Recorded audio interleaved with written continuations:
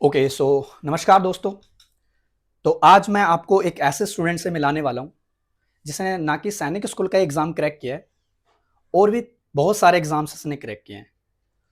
और यहाँ पे इस चीज़ को डिस्कस करने वाले हैं कि एक स्टूडेंट जो हाल ही में उसने सैनिक स्कूल में अपना सिलेक्शन लिया, इसके पीछे की क्या स्ट्रैटेजी रही है, आज वो स्टूडेंट हमारे सामने भी है। आज इस वीडियो में हम जानेंगे उसकी स्ट्रगल के बारे में, उसकी रियल लाइफ क्या है, उसका बैकग्राउंड क्या है, और वो तमाम चीज़ें एक-एक करके हम सारी चीज़ों पे डिस्कस करेंगे और देखते हैं कि एक बच्चे ने यहाँ पे तैयारी करने के साथ-साथ में क्या-क्या चैलेंजेस फेस किए हैं, पेरेंट्स का कितना रोल प्ले होता है। यानी कि यहाँ पे हम ये जानेंगे कि एक सैनिक स्कूल के यानी कि किसी भी एक एंट्रेंस एग्ज़ाम को अगर आपको क्वालीफाई करना हो, तो आपको वो कौन-कौन से चैलेंजेस फेस करने पड़ेंगे और किस तरीके से आपने यहाँ पे चीज़ों को हाइलाइट किया होगा, किस तरीके से उस बच्चे ने चीज़ों को यहाँ पे डिस्कस किया होगा।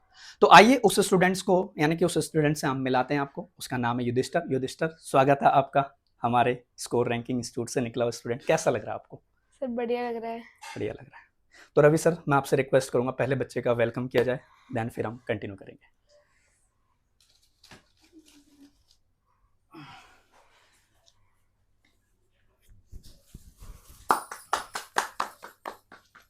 ये मैम को दीजिए।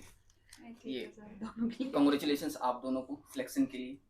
Sir thank you sir. तो Yudhishthir, very very congratulation for the crack the Sainik school examination. I like you already know that कि आपको घोड़ा काल मिला है जहाँ तक मुझे पता है, और आपने बहुत अच्छी रैंक भी इसमें अचीव की है। तो सबसे पहले मैं आपसे ये जानना चाहूँगा, अपने बारे में कुछ बताएं।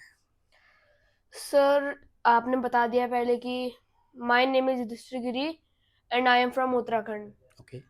बट उत्तराखंड में बहुत अच्छी क्वालिटी में स्टडी नहीं मिल पाती है, तो मैं दिल्ली में पढ़ता हूँ। और मेरी मम्मी ने मुझको सैनिक स्कूल के बारे में बताया और उन्होंने उनका ही इसमें मेन रोल रहा है, क्योंकि मेरी मम्मी ने मेरे को कोचिंग ज्वाइन करवाई और उसके बाद मैंने सैनिक स्कूल का एग्ज़ाम दिया, प्रिपरेशन करी और फिर मैं विजय सर और रवि सर से मिला और फिर अभी मेरे सैनिक स्कूल घोड़ाखाल निकाल लगा है। ओके।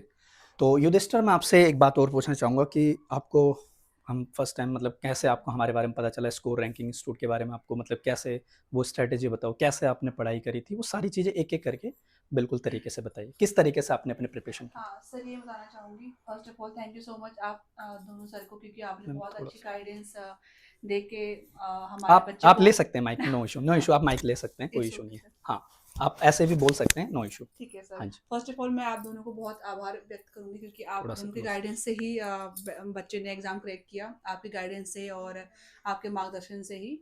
और फिर मैं ये बताऊँगी कि मैंने ऑनलाइन ही, मेरे को ये जो स्कोर रैंकिंग इंस्टीट्यूट है, इसके बारे में पता चला था। और फिर हमने वहाँ पे एडमिशन कराया और आप लोगों के गाइडेंस में क्लासेस ली इसने, और मॉक टेस्ट जो आपके वीकली होते थे, फिर एंड टाइम पे डेली भी कराए थे आपने, ताकि पूरा कवर हो पाए इसका।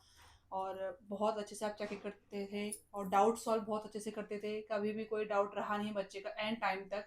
इवन एंड क्लास में तो होता था कि डाउट ही नहीं थे बच्चों के पास हुँ, कि डाउट क्या कराएं, है ना। तो बहुत ही अच्छा आपका प्रिपरेशन रही, गाइडेंस रही, जो कि आपके गाइडेंस में ही इसने एग्ज़ाम क्लियर कर पाया। ये मैं ये बोलूँगी। बाकी ये दृष्टि है आपके सामने, और एडमिशन करा के हम आ चुके हैं।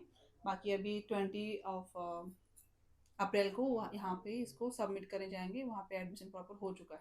ठीक है। बाकी के क्वेश्चन। युधिष्ठिर, मैं आपसे ये पूछना चाहूँगा कि आपने एक स्टूडेंट को मेजर चैलेंज ये फेस करना होता है कि वो अपनी स्कूल की पढ़ाई तो करता भी है और वो किसी एक एंट्रेंस एग्जाम की प्रिपरेशन यानी कि प्रिपरेशन करते हैं। कैसे आपने फेस किया चीज़ों को? कैसे सर आपने चीज़ों को मैनेज किया? बिकॉज़ थोड़ा कॉम्प्लिकेट हो जाता है, राइट? खेलना भी है ना? समझ रहे हो ना? खेलना भी है, कूदना भी है ना? मम्मी यानी कि पापा की डाँट भी सुननी है, पेरेंट्स की डाँट भी सुननी है। तो उस चीज़ को आपने कैसे मैनेज किया फिर सारी चीज़ें? एक-एक करके बताएँ। सर सबसे पहले होता यह है कि बच्चे को अपने स्कूल की पढ़ाई भी देखनी होती है, स्कूल का होमवर्क भी करना होता है, स्कूल जाने का टाइम भी निकालना होता है और खेलने भी जाना होता है। और बहुत सारे बच्चे स्क्रीन टाइम भी देखते हैं, तो उनको स्क्रीन टाइम भी देखना पड़ता है। तो सबसे पहली बात यह है कि जो अब आप प्रिपरेशन कोई कोचिंग ज्वाइन करते हैं और प्रिपरेशन स्टार्ट करते हैं, तो आप स्टार्टिंग में जा सकते हैं। अगर आपके बच्चे को उसमें ज़्यादा इंटरेस्ट आ रहा है, मतलब अगर आपको एकदम निकालना है, तो आप स्कूल को स्किप कर सकते हैं। नहीं तो अगर आपको नहीं करना है तो वो आप पे डिपेंड करता है कि आपको स्किप करना है नहीं करना है। बाकी मैं बता रहा हूँ, मैंने पूरा स्कूल स्किप किया था स्टार्टिंग में, एक दो वीक गया था, बाकी मैंने पूरा स्कूल स्किप किया है। और सैनिक स्कूल में वो भी होता है कि आपको बस जो आपका स्कूल है नॉर्मल, उसमें आपको बस अगर आप पास भी हो जाएंगे तो आपको सैनिक स्कूल में मिल जाएगा। जैसे बाकी बहुत सारे स्कूल्स ऐसे होते हैं कि उनमें अच्छी परसेंटेज पे ही होता है, जो पिछले स्कूल होता है उसमें अच्छी परसेंटेज आएगी तभी आपको स्कूल में इनरोल किया जाएगा। सैनिक स्कूल में ऐसा कुछ भी नहीं है। तो अगर आप अपने स्कूल स्किप भी करेंगे तो भी कोई दिक्कत की बात नहीं है। तो मैंने सुना है कि सैनिक स्कूल को क्रैक करने के लिए हमें ऑफलाइन कोचिंग ही ज़रूरी होती है, ऐसा कुछ मैंने सुना है। तो आप इस पे क्या राय रखना चाहेंगे आपकी? ऑफलाइन और ऑनलाइन में डिफरेंस बताता हूँ। सबसे पहले ऑफलाइन में अच्छा क्या होता है, ऑफलाइन एकदम फेस टू फेस होता है और अगर कोई डाउट आता है तो वो इंस्टेंटली सॉल्व हो जाता है। लेकिन स्कोर रैंकिंग इंस्टीट्यूट में मेरे को ऑफलाइन और ऑनलाइन में कोई डिफरेंस दिखाई नहीं, जैसे कि ऑनलाइन में भी इंस्टेंट डाउट सॉल्व हो ही जाते थे क्योंकि डेली क्लास होती थी, और डेली क्लास में एक दिन में ज़्यादा डाउट आते नहीं थे और जितने भी आते थे वो उसी टाइम सॉल्व हो जाते थे। और ऑफलाइन में एक और चीज़ होती है, ऑफलाइन में वो लोग फिजिकली भी कराते हैं। तो ऑफलाइन और ऑनलाइन में बस यही दिक्कत है, ऑफलाइन में फिजिकल भी हो जाता है और ऑनलाइन में फिजिकल नहीं हो पाता। फेवरेट हॉबी क्या आपकी? सब प्लेइंग क्रिकेट। क्रिकेट। बट मैंने सुना आपको फूड पसंद है सबसे ज़्यादा। सर वो फेवरेट सर कौन है? क्या सर कॉम्प्लिकेट क्वेश्चन पूछ लिया? मैंने तो सुना रवि सर आपके फेवरेट हैं, अभी आपके सामने ही बैठे सर हैं। दो तीन तीन सर हैं, उनके बीच में मैं कभी कोई डिफरेंस नहीं कर पाता। अच्छा। उसमें तीन सर है, रवि सर जो कि मैथ्स पढ़ाते हैं स्कोर रैंकिंग इंस्टीट्यूट में। सेकंड है विजय सर जो कि इंग्लिश पढ़ाते हैं स्कोर रैंकिंग इंस्टीट्यूट में। थर्ड है शुभम सर जो कि रीजनिंग पढ़ाते हैं स्कोर रैंकिंग इंस्टीट्यूट में। तो इन तीनों में ना कोई टॉप पे है ना कोई लो पे है, तीनों की रैंक एकदम बराबर पे है। लेकिन मैं आप फील कर पा रहा हूँ रवि सर थोड़ा सा उत्सुक हैं कुछ सवाल पूछने के, क्योंकि रियो दिस टाइम का बहुत ज़्यादा फेवरेट रहा है, बहुत करीब रहा है। तो रवि सर आप पूछ सकते हैं। चलिए, okay, thank you Vijay sir. तो सबसे पहले युधिष्ठिर एंड मैम आपको कॉन्ग्रेचुलेशन सिलेक्शन के लिए सैनिक स्कूल घोड़ाखाल में। वो भी काफ़ी सारे बच्चों का सपना होता है कि सैनिक स्कूल में जाना, लेकिन उससे भी बड़ा सपना होता है सैनिक स्कूल घोड़ाखाल में जाना, क्योंकि एक क्या होता है ना, प्रतिष्ठा होती है किसी चीज़ की, तो घोड़ाखाल की है, नाम है काफ़ी ज़्यादा, तो बच्चे एक्साइटेड भी रहते हैं कि हाँ भाई मेरा है ना घोड़ाखाल में ही हुआ है।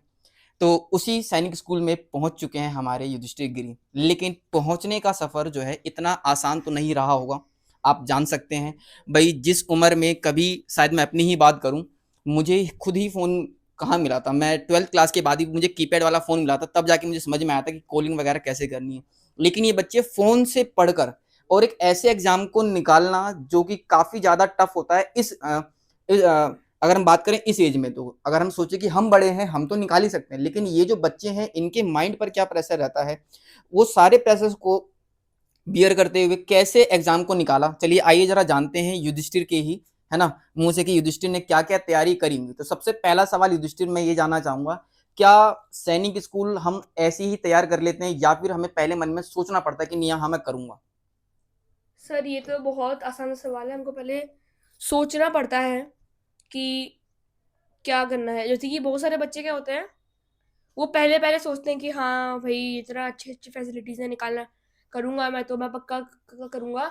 लेकिन जब उनके थोड़े से उनकी परफॉर्मेंस डाउन होती है तो फिर परफॉर्मेंस डाउन होती है, उनके मार्क्स अच्छे नहीं आते, क्योंकि स्कोर रैंकिंग इंस्टीट्यूट जो होता है वो वीकली वीकली टेस्ट भी देता है, मॉक टेस्ट भी करवाता है। तो अगर उनकी वो कम आती है, परसेंटेज कम आती है, मार्क्स कम आते हैं, तो उनको ऐसे मन में अपने आप बैठने लग जाता है कि निकलेगा नहीं निकलेगा, क्या होगा, दूँ कि नहीं दूँ, कोई मेरे को बोलेगा तो नहीं कि इसने तो ऐसी तैयारी करी थी इसका निकला नहीं। अच्छा, एक ऑनेस्ट सवाल, कितने दिन में तैयारी करी थी, झूठ मत बोलना, कितना टाइम लगा तैयार करने में खुद को सैनिक स्कूल के लिए? सर 2 साल लगे थे पूरे। 2 साल। बहुत सारे पेरेंट्स को लगता है कि जब एग्जाम फॉर्म निकलेगा अक्टूबर में तब तैयारी करेंगे और हमारा बच्चा सैनिक स्कूल में पहुंच जाएगा, तो इतना भी आसान नहीं होता है। खुद इसको भी कितने साल लगे? 2 साल। तो इसने भी बराबर तैयारी करी, तब भी इसको 2 साल लगे। इसका मतलब कि सैनिक स्कूल थोड़ा सा तो टफ होता ही है, आपको तैयारी के लिए खुद को प्रॉपर टाइम देना पड़ता है।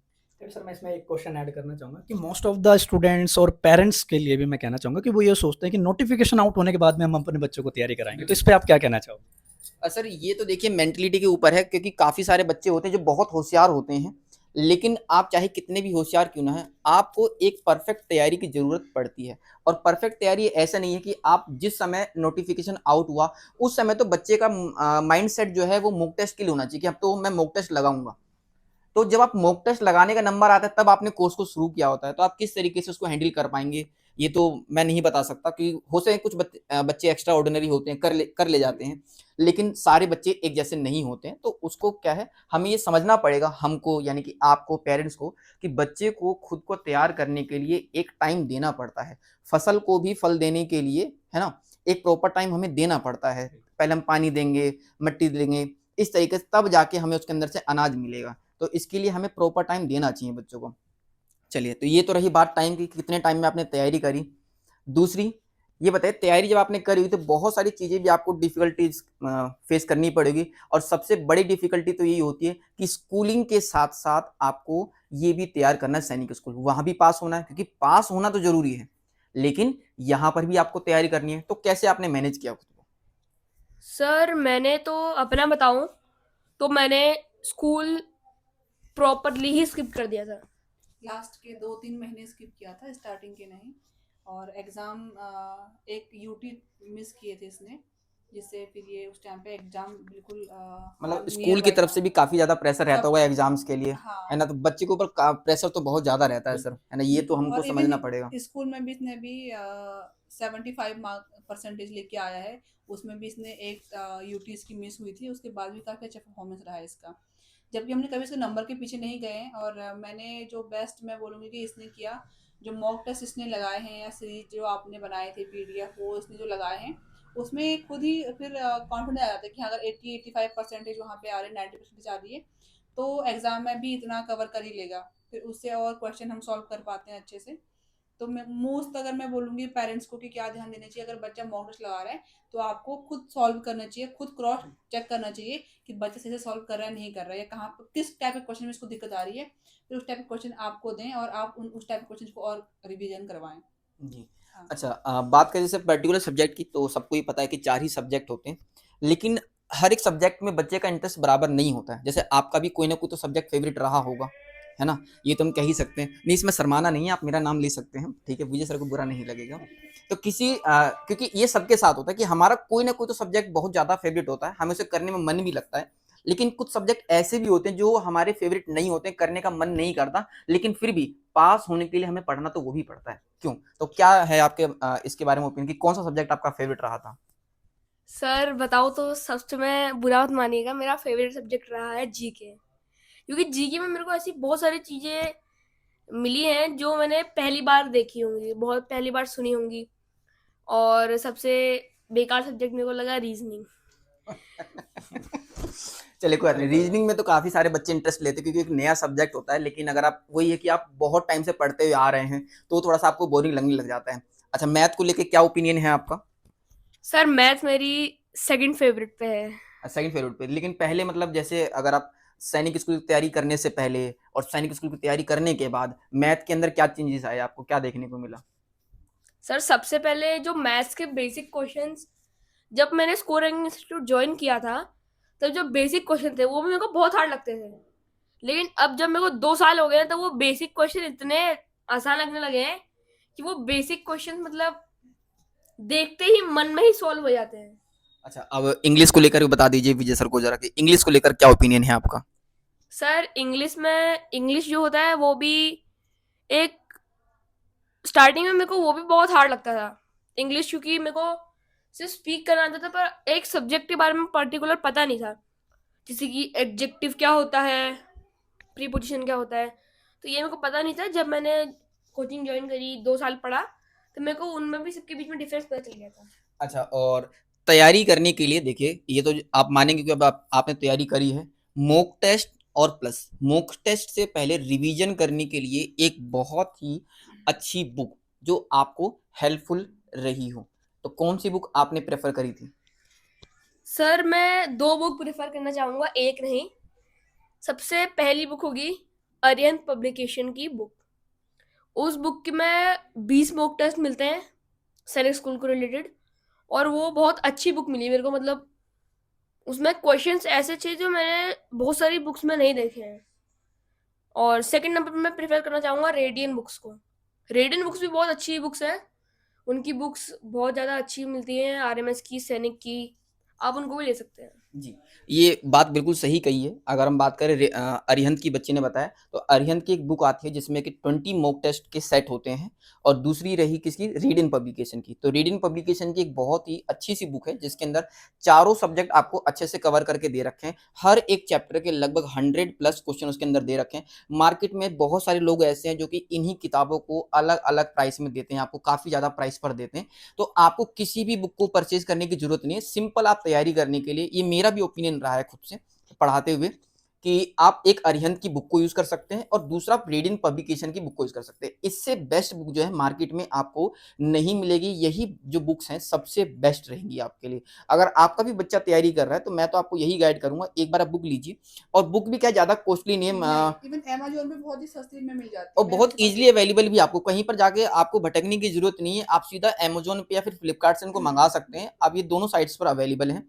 नीचे हम आपको हमारे डिस्क्रिप्शन में हम आपको अपना कॉन्टैक्ट नंबर भी शेयर कर देंगे। अगर आपको बुक से रिलेटेड कोई इशू है तो आप हमसे पूछ सकते हैं, हम आपको लिंक जो है शेयर कर देंगे, आप वहां से ऑर्डर कर लीजिएगा। इसके अंदर कोई हिडन चार्जेस नहीं है, ना ही कोई बुक हमारी है। ये सिंपल है कि हाँ, बस बुक अच्छी है तो जो चीजें अच्छी होती हैं उसके बारे में तो दुनिया ही बताती है। तो काफी अच्छी बुक है, आप अमेजोन पर सर्च कर सकते हैं या फ्लिपकार्ट पे कर सकते हैं। लेकिन हाँ, एक ही नाम से काफी सारी बुक है, तो अगर आप कहीं पजल हो जाए तो आप हमें मैसेज करके पूछ सकते हैं। और कोई क्वेश्चन पूछना चाहेंगे सर, विजय सर? मेरे कुछ क्वेश्चन है मैम से, तो आप माइक ले लीजिएगा। जी सर। मैम, जैसे कि एक बच्चा एक कॉम्पिटेटिव एग्जाम्स की प्रिपरेशन करता है, लाइक अगर मैं बात करूँ सैनिक स्कूल के एग्जाम के, एंट्रेंस एग्जाम, तो इसमें टीचर से ज़्यादा पेरेंट्स का रोल होता है। इस बात में कितनी सच्चाई है? सर मैं तो देखिए टीचर तो अपना 100% क्लास में दे देते हैं, 100% टीचर ने दे दिया। क्योंकि एक्चुअली मैं एक बात और ऐड करना चाहता हूँ, क्योंकि हमारे पास बच्चा 1-2 घंटे पढ़ता है, हाँ बाकी टाइम पेरेंट्स के साथ रहता बिल्कुल है। सर। तो इसमें आप क्या है? हाँ, जैसे कि मॉक टेस्ट सॉल्व करने हैं या आपने क्वेश्चन दिए हैं, टेस्ट सेट दिए हैं, तो वो पेरेंट्स के सामने रहते हुए अगर बच्चा सॉल्व करेगा तो वो ना चीटिंग करके सॉल्व कर पाएगा आंसर एग्जैक्ट। को। तो पेरेंट्स को ये ध्यान देना होता है कि बच्चा उसके सामने ही क्वेश्चन पेपर सॉल्व करे, और वो अगर डाउट है तो पेरेंट्स से पूछे, या बच्चा ऑनेस्टी के साथ सॉल्व कर सके क्वेश्चंस को। तो उसको भी ये रहेगा कि हाँ, मैं एक विजिबिलिटी में सॉल्व कर रहा हूँ। अगर टीचर नहीं भी हैं तो पेरेंट्स हैं, मैं चीटिंग नहीं कर सकता। तो सबसे बेस्ट पार्ट मुझे लगता है जो मैंने एंड टाइम पे ध्यान दिया था अपने बच्चे पे, कि मैं वर्किंग भी हूँ और मैं वर्क के साथ साथ अपने बच्चे पे ये भी ध्यान दे रही हूँ कि वो सॉल्व सही से कर रहा है क्वेश्चंस एंड ऑल। देन तो सबसे आपके कहने का मतलब है कि पेरेंट्स का भी एक यूनिक रोल प्ले होता बिल्कुल है सर, कि बिल्कुल। अगर सैनिक स्कूल के एग्जाम हाँ को क्रैक करें तो हाँ। तो यही है कि एक पेरेंट्स का भी रोल होता है। टीचर एक दो, यानी कि टीचर के साथ में स्टूडेंट 1-2 घंटे रहता है, बाकी पेरेंट्स का भी रोल होता है एक सैनिक स्कूल के एग्जाम को और क्रैक जीके करने के के लिए लिए। तो बहुत बेस्ट रहता है सर। GK best. पेरेंट्स को साथ में पढ़ना चाहिए बच्चे के साथ, ताकि बिल्कुल। पेरेंट्स का भी जीके थोड़ा सा अपग्रेड हो जाता है और बच्चे को भी इंटरेस्ट आता है कि हाँ, पेरेंट्स हमारे साथ इन्वॉल्व होकर पढ़ रहे हैं। बिल्कुल। इवन मैं नाइट में डिनर के बाद 11 to 12 तक मेरा जीके का ही रहता था डेली का। हमारा हम बहुत सारे कवर करते थे क्वेश्चन, पहले पढ़ लिया उसके बाद फिर क्रॉस क्वेश्चन कर लिया। तो वो बहुत सपोर्टिव रहा है इस चीज़ के लिए। तो युधिष्ठिर तो अब मिलने नहीं आएगा हमसे कभी, चले गए आप तो स्कूल, दिला दिया सिलेक्शन। नहीं आऊँगा। हाँ। आएंगे। अच्छा, नहीं नहीं, मैं मैम से पूछना चाहता हूँ कि देखिए मैम, सब लोग तो जानते हैं कि टीचर पढ़ा रहा है तो टीचर ही मेहनत कर रहा है, जी सर। और बच्चा पढ़ रहा है तो बच्चा भी मेहनत कर रहा होगा। लेकिन कुछ लोग होते हैं जो स्क्रीन पर नहीं होते, स्क्रीन के बिहाइंड होते हैं, वो भी मेहनत कर रहे हो। तो आपने भी काफ़ी सारी स्ट्रगल्स को फेस किया होगा। तो क्या क्या स्ट्रगल्स एज अ पेरेंट्स आपको फेस करने पड़ते हैं, जिनमें से पेरेंट्स को भी ध्यान रखना चाहिए कि नहीं, हाँ हाँ, शुरू में लगता है कि हाँ मेहनत तो करनी पड़ेगी, लेकिन बिना उसके काम चल नहीं पाएगा। तो क्या क्या प्रॉब्लम्स आपको भी फेस करनी पड़ी? सर फर्स्ट ऑफ ऑल जब मेरे माइंड में सैनिक स्कूल का ही आया था कि मेरे को सैनिक स्कूल में बच्चे के लिए कराना चाहिए। फर्स्ट ऑफ ऑल तो इसलिए कि जो हमारे दिल्ली एनसीआर के जो स्कूल की इतनी महंगी फीस है, इतनी महंगी बुक्स है, इतनी महंगी ड्रेसेस है जो वो ईयरली चेंज करते हैं, तो वो उस चीज़ से मैं बहुत ज़्यादा परेशान थी। तो सैनिक स्कूल का एक इन्वायरमेंट होता है जो आर्मी स्कूल ही रन करते हैं, तो वो इन्वायरमेंट मुझे इसको डालना था। तो पहले तो खुद को प्रिपेयर किया इसके लिए कि मेरे को इसकी तैयारी करानी है, कैसे होगा। ऑनलाइन सर्च किए तो बहुत सारे इंस्टीट्यूट आपको दिखते हैं, उसमें आप रिव्यू पढ़ते हैं कि क्या कैसा होगा। डेमो क्लासेस लेते हैं, तो जब आपके डेमो क्लास मैंने ली स्कोर रैंकिंग इंस्टीट्यूट की, तो मुझे काफ़ी सेटिस्फाइंग लगा था डेमो क्लास में ही। देन मैंने ज्वाइन कराया। तो फीस का होता है कि ठीक है, अगर आप वन टाइम में पे कर रहे हैं तो थोड़ा सा आपको ठीक लगता है, तो वन टाइम पे कर दिया 1 ईयर के लिए, तो आप निश्चिंत हो जाते हैं कि हाँ ठीक है, बच्चा सही इंस्टीट्यूट में पढ़ रहा है। उसके बाद जब जो मेन था कि प्रिपरेशन के लिए कि आप मॉक टेस्ट लगाने हैं, है ना, क्वेश्चन पेपर सॉल्व करने हैं, तो सिर्फ 20 क्वेश्चन पेपर सॉल्व करना इनफ नहीं है। जितने आप कर पाओ उतना बेस्ट है आपके लिए, उतने क्वेश्चन आप कर पाते हैं। मेरे लिए मेन ये था कि मैं इसको मैथ तो अगर आप करवा दे रहे हैं क्वेश्चन सॉल्व, तो मेन जीके का और इंग्लिश का मैं इसको रिवाइज करवा पाऊँ, मैं अपने ऑफिस से टाइम निकाल के इसको करवा पाऊँ। मेन तो मेरा ये रहता था, जो मेरे को मेन एफर्ट्स लगे थे कि मैं इसको टाइम नहीं पाती थी। मैंने लास्ट में ऑफिस से छुट्टियाँ ली हैं, 15 दिन की छुट्टी लेके मैंने इसको रिवीजन साथ में करवाया है, साथ में बैठ के करा है हमने, कि इसको भी थोड़ा सा सपोर्ट मिले, कॉन्फिडेंस आए। तो यही रहता है, टाइम देना पड़ता है। जी जी, जैसे कि मतलब मैं तो हमेशा से कहते हुआ आता हूँ कि अगर कोई बच्चा किसी एग्ज़ाम की तैयारी कर रहा है तो वो एग्ज़ाम सिर्फ बच्चे का ही नहीं, एग्ज़ाम उस टीचर का भी है जो पढ़ा रहे होते हैं सर, क्यों? सही बात है। और एग्ज़ाम उस पेरेंट्स के भी हैं जिनका वो स्टूडेंट है, क्योंकि आखिर हम कहीं न कहीं किसी न किसी तरीके से हम लोग भी इन्वॉल्व होते हैं। हमारा भी एग्ज़ाम होता है, जब बच्चा पास होगा तो रिज़ल्ट हमारा भी होता है। अगर वो फेल हुआ तो फेलियर भी वो हम भी हुए, वो अकेले फेल नहीं हुआ, फेल हम भी हुए। तो यहाँ पर अपनी रिस्पॉन्सिबिलिटी को भी समझना होता है। तो युधिष्ठिर ने काफ़ी स्ट्रगल किया, मैम ने भी काफ़ी स्ट्रगल किया, थोड़ा बहुत मैं तो जानता ही हूँ और इस तरीके से। लेकिन हाँ, कहते हैं कि अंत भला तो सब भला, आखिर अंत में युधिष्ठिर ने हासिल कर ही लिया। तो युधिष्ठिर, एक बार आपको फिर से अपने फ्यूचर के लिए बहुत सारी शुभकामनाएं। हम उम्मीद करते हैं, अभी आप सैनिक स्कूल में एज ए स्टूडेंट गए हैं, कल जब आप बड़े होकर आएंगे तो आप हमें एज ए ऑफिसर मिलेंगे और हम आपको सैल्यूट करेंगे और इसमें हमें बहुत ज़्यादा प्राउड फील होगा। प्राउड तो अभी भी फील है, लेकिन उस समय में और ज़्यादा प्राउड होगा और थोड़ा बहुत हमें ये भी चलिए अच्छा लगता है कि हाँ, हमारी वजह से किसी बच्चे का फ्यूचर बना, अब ये आगे जाएगा, बहुत अच्छा देश का नाम भी रोशन करेगा। तो इस ये है तरीके कि भाई से डिफेंस में तो डिफेंस की है, जी तो हाँ, बिल्कुल। देश तो का नाम अब है। एक तरीके से समझ लीजिए, बस अब युधिष्ठिर को बहुत ज़्यादा मेहनत करनी है, तो मेहनत से पीछे नहीं हटेंगे, डरना नहीं है, क्योंकि काफ़ी ज़्यादा आपको फिजिकल मेहनत करनी पड़ेगी वहाँ पे जाके। लेकिन लगेगा कि हाँ छोड़ दूँ, लेकिन इस तरीके से छोड़ना नहीं है, हार नहीं माननी है, कोशिश करते रहना है, क्योंकि कोशिश करने वाले की कभी हार नहीं होती और उसका जीता जाता है एग्जाम्पल जो है युधिष्ठिर मेरे सामने है। बीच में होप तोड़ी थी इसने कि सर नहीं हो पाएगा, है ना, मैम ने भी तोड़ी थी कि सर मुझे लगता है कि नहीं हो पाएगा, लेकिन कहीं ना कहीं टीचर का काम होता है मोटिवेट करना, तो मोटिवेट किया। फिर युधिष्ठिर ने बोला कि नहीं ठीक है, मैं कर सकता हूँ और युधिष्ठिर ने करके दिखा दिया है। तो एक बार फिर से आपको युधिष्ठिर, आपके फ्यूचर के लिए बहुत बहुत शुभकामनाएं। उम्मीद थैंक यू करते सर। हैं हम आपसे बहुत जल्द मिलेंगे, है थैंक ना, यू, थैंक और मिलते रहेंगे, आते रहिएगा आप हमसे मिलने के लिए। और याद रखिएगा, बच्चे भूलते बहुत जल्दी, लेकिन बच्चे भूल जाते हैं, तो मैं उम्मीद करता हूँ आप हमें नहीं भूलेंगे और याद रखेंगे। नहीं नहीं सर, आप लोगों को बिल्कुल नहीं भूलेंगे कि आप माइलस्टोन की तरह आप लोगों ने काम किया है, ये मैं हमेशा हमेशा याद रखूंगी। इसलिए हम इतनी दूर से आज यहाँ पे आपके इंस्टीट्यूट में आए भी हैं कि थोड़ा सा आपसे दो चार बातें हों, आपके आपसे गाइडेंस मिले आगे के लिए, या बच्चे को कॉन्फिडेंस मिले। जी, चलिए, तो मैं बाकी सभी पेरेंट्स से यही रिक्वेस्ट करूँगा, अगर आपका भी सपना है सैनिक स्कूल में जाने का, तो आप अपनी तैयारी को ये सोचकर डिले मत कीजिए कि अभी बहुत समय है। ध्यान रखिएगा, शुरुआत के लिए आपको जब लगे तभी कर लेनी चाहिए। अगर आप सोचो कि बाद का काम तो बाद में ही रह जाता है, कहते हैं ना, बाद में चाय ठंडी ही रह जाती है, तो वो बाद में ही रह जाएगी। चलिए, तो अब हम युधिष्ठिर को अलविदा कहेंगे, मुँह मीठा करा के इसका। जी, मुझे सर आप ही मुँह मीठा कराइए। नहीं सर, मैं थोड़ा सा सर आप बड़े हैं सर, प्लीज। तो अब मुंह मीठा कराएंगे, पहले मैम का कराएंगे फिर युधिष्ठिर का। चलिए।